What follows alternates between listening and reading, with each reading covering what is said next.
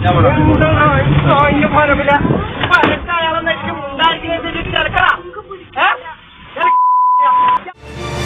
are watching Today News. സ്വകാര്യ ബസിൽ വയോധികന് ക്രൂരമർദ്ദനം. താഴേക്കോട് കാപ്പുപറമ്പിൽ വെച്ചാണ് സഹയാത്രികരുടെയും വിദ്യാർത്ഥികളുടെയും മുന്നിലിട്ട് വയോധികന് മർദ്ദനമേറ്റത്. ഇതിന്റെ CCTV ദൃശ്യങ്ങൾ ടുഡേ ന്യൂസിന് ലഭിച്ചു.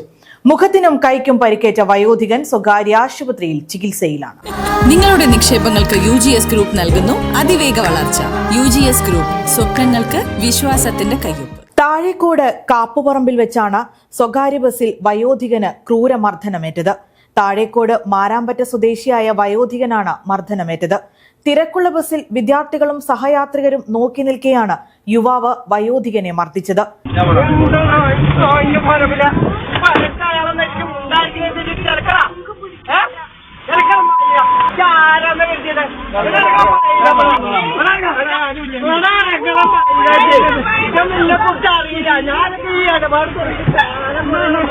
ബസിൽ നിന്ന് താഴേക്ക് വലിച്ചിറക്കുന്നത് ഉൾപ്പെടെയുള്ള ദൃശ്യങ്ങൾ ടുഡേ ന്യൂസിന് ലഭിച്ചു.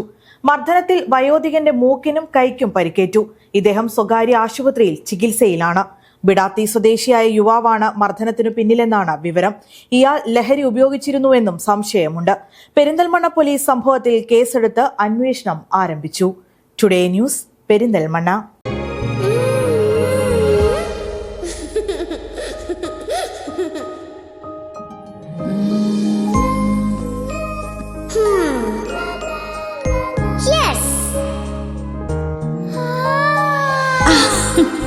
UGS ഗ്രൂപ്പ്, സ്വപ്നങ്ങൾക്ക് വിശ്വാസത്തിന്റെ കയ്യൊപ്പ്.